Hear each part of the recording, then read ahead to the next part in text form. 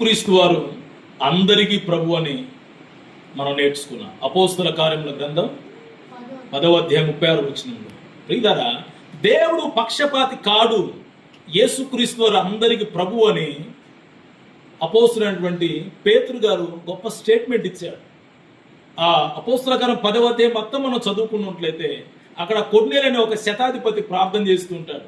ఆయన బహు ధర్మకార్యాలు చేసిన వ్యక్తిగా ఉన్నాడు, మంచి ప్రార్థనాపరుడిగా ఉన్నాడు. కానీ ఆయనకు మాత్రము రక్షణ చాలా దూరం ఉంది. మంచివాడే, నీతిమంతుడే, కానీ తన మీదికి పరిశుద్ధాత్మ అభిషేకం లేదు, మారు మనసు లేదు, కానీ చాలా మంచివాడే. అందుకే అంటాడు యేసుక్రీస్తు వారు 99 మంది నీతిమంతుల కంటే 99 మంది నీతిమంతుల కంటే పశ్చాత్తాపడుతున్నటువంటి, మారు మనస్సు విషయమై పశ్చాత్తాపడుతున్నటువంటి ఒక పాపి విషయమై నాకు చాలా సంతోషమనే మాట అంటాడు లూకాసు సువార్తలో.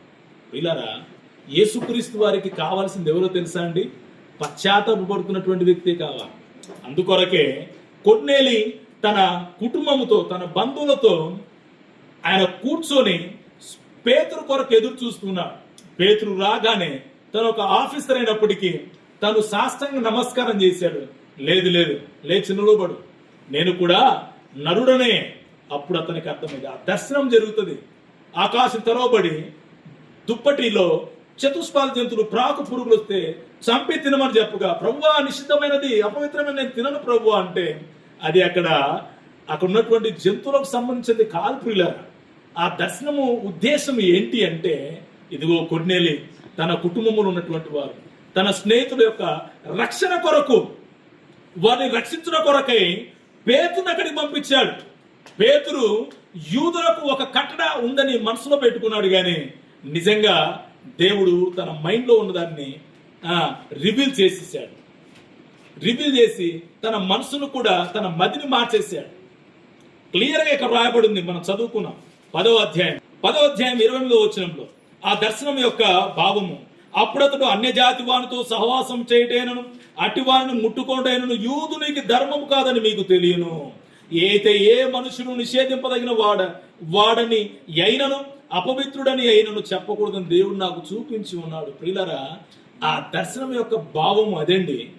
అయితే ఒక మాట, ఇక్కడ చాలా మంది అంటారు అది తినకూడదు ఇది తినకూడదు అంటారు, కానీ ఒక మాట నేను చెప్పదలుచుకున్నాను. ఏంటి ఆ మాట అంటే, నువ్వు ప్రార్థన చేసి ఒకవేళ నువ్వు ఏది తిన్నా కానీ ఇబ్బంది ఏం లేదు. అయితే ఒకటి, ప్రతిది బైబిల్ ఉంది. ఒకవేళ నువ్వు సందేహపడి నీకు గిలిగా ఉంటే మాత్రం దయచేసి తినకు.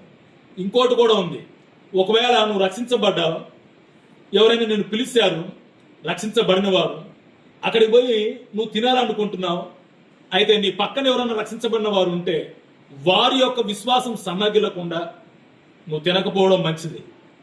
ప్రతిదీ బైబిల్లో ఉంది. ప్రార్థన చేసుకుని తిను, ఒకవేళ తినకపోతే వద్దనుకుంటే వదిలేసి. అది కాదు ఇక్కడ ఇంపార్టెంట్. ఇక్కడ మనుషుల యొక్క రక్షణ అనేది ఇంపార్టెంట్. దేవునికి స్తోత్రం, హల్లెలూయా. తినే దాంట్లో ఏముందండి? తినేదాంట్లో ఏముంది? హృదయంలో రక్షణ కార్యం జరగాలి. అది గ్రహించిన వాడే పేతురు అంటాడు, యేసుక్రీస్తు అందరికీ ప్రభు. దేవునిలో ఏ పక్షపాతం లేదు. ఆయన అందరికీ, యూదుడికని లేదు, క్రీస్తు దేశ అందరికీ, సమస్త మానవాళికి ఆయన దేవుడై ఉన్నాడు, ఆయన ప్రభువై ఉన్నాడు. అందుకే Jesus Christ is lord of all. ప్రియులారా, ప్రభువును విశ్వసిస్తే చాలు. ప్రభువా, నా జీవితం మీద నీ అధికారం కింద బ్రతకడానికి ఇష్టపడుతున్నాను ప్రభువా, నీ పరిపాలన కింద నేను బ్రతకడానికి ఇష్టపడుతున్నాను ప్రభువా, అయ్యా ఇదిగో నేను విశ్వసిస్తున్నాను, నన్ను నడిపించు ప్రభువా, నన్ను నడిపించు. అక్కడ ఎప్పుడైతే పేతురు నోరు తెరిచి సువార్తను ప్రకటించాడో, యేసుక్రీస్తు గురించినటువంటి సువార్త, దేవుడు గొప్ప కార్యం చేశాడు.